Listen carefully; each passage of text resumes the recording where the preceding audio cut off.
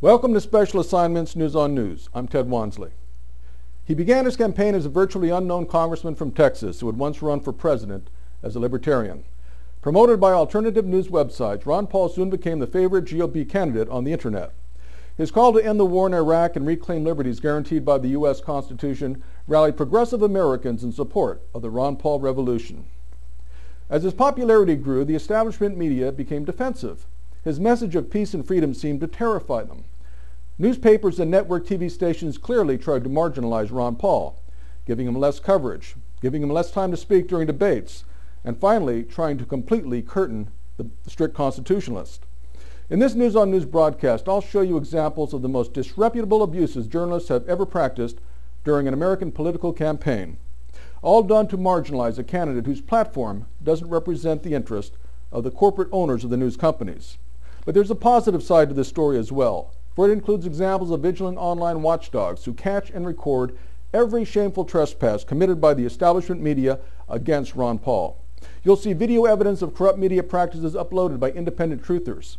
You'll see graphic reports of corporate media abuse published by online alternative news sites. You're watching Special Assignments News on News.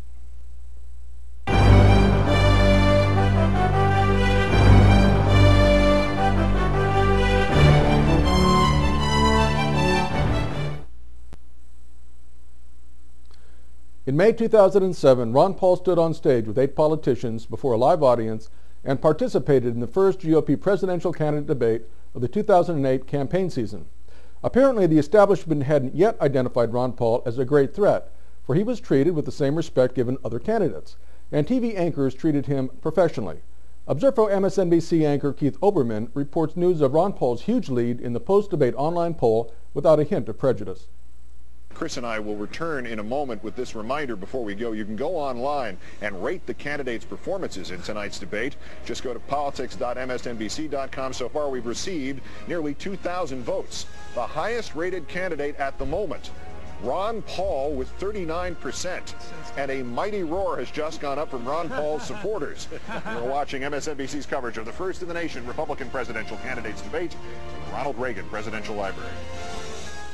Following the debate, online polls were carried by a number of news sites, and Ron Paul dominated them all. Suddenly, corporate media stations began censoring Ron Paul, and the internet watchdogs began barking. Immediately, PrisonPlanet.com's investigative journalist Paul Watson was publishing exposés on the censorship of Ron Paul. PrisonPlanet.com's report following the first Republican candidate debate hosted by MSNBC. ABC featured an online poll after the debate. Ron Paul was not included until his fans swamped their newsrooms with emails and phone calls in protest. Once included, Ron Paul left the other candidates in the dust. With over 15,000 votes, his closest rival, Mitt Romney, had only 245 at the time of this screenshot. ABC later claimed Ron Paul supporters were multiple voting. That's not true. The poll allowed only 1 vote per IP address. Capital News, part of C-SPAN, included Ron Paul from the beginning. Ron Paul led his closest rival, Mitt Romney, by 60%. Yahoo News omitted Ron Paul from its campaign coverage page. After the debate, the head of Michigan's Republican Party, Saul Anousis, drafted a petition to the Republican National Committee that would ban Ron Paul from future debates. According to CollegiateTimes.com, Anousis said, quote, "Continuing these debates as they are currently structured is not to our benefit, not to our candidates, not to our party, not to the country." He withdrew his petition within days of filing because of an overwhelming grassroots response against it. CNN hosted a GOP candidate debate on June 5th. They put up a comments page on their website asking who won the debate. The page was flooded with pro-Ron Paul comments. Other candidates were scarcely mentioned. Suddenly, CNN removed the comments page and replaced it with one for the Democratic candidate debate that was hosted by CNN the night before. The well-established alternative news website, WhatReallyHappened.com, took a screenshot of the CNN comments page for the GOP candidate debate before it was taken down. Here's WhatReallyHappened.com's screenshot of CNN's comments page that appeared after the CNN Republican candidate debate of June 5, 2007. As I scroll down, you can see that almost every comment praises Ron Paul. At least 90% of the space is dedicated to Ron Paul. Too much praise for a long shot. So CNN pulled it. Here's a clip of Ron Paul supporters outside the GOP candidate debate in Iowa and the photo ABC published to represent them.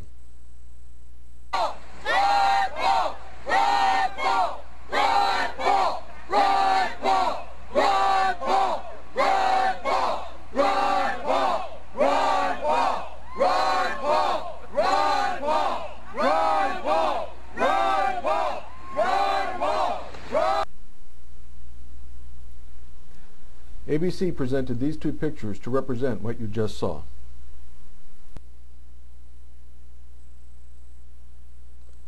Blogspot.com published some interesting disparities in the treatment of Ron Paul by the corporate media. On August 25th, Blogspot compared the exposure candidates receive on the internet to their exposure in the corporate media. They compared the number of blogs to news articles using hits on Google News. Ron Paul had by far more blogs in a month than any GOP candidate. More than 20,000 more blogs were published on Ron Paul than his closest competitor, Mitt Romney. Yet more than 4 times as many news articles were written on Mitt Romney than on Ron Paul.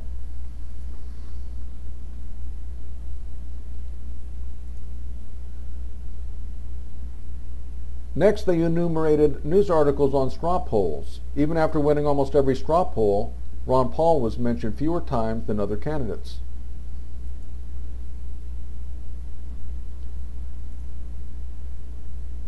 Major news media mentioned Ron Paul the least, despite his victories in most straw polls and overwhelming dominance online.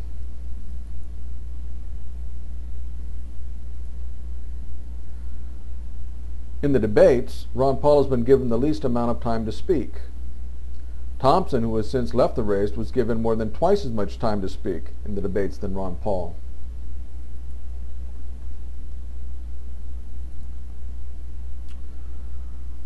Not to be outdone in misleading the public, Fox News simply removed Ron Paul's name when reporting the results of the Iowa straw poll. Names of other candidates were simply moved up the line after his name was removed.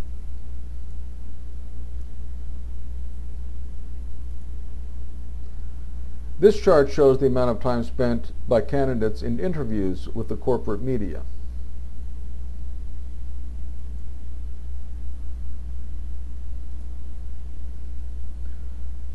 Ron Paul has been given very little time in interviews. Eclipse TV broadcasts a shot of a Fox producer instructing his staff to censor Ron Paul supporters when gathering footage.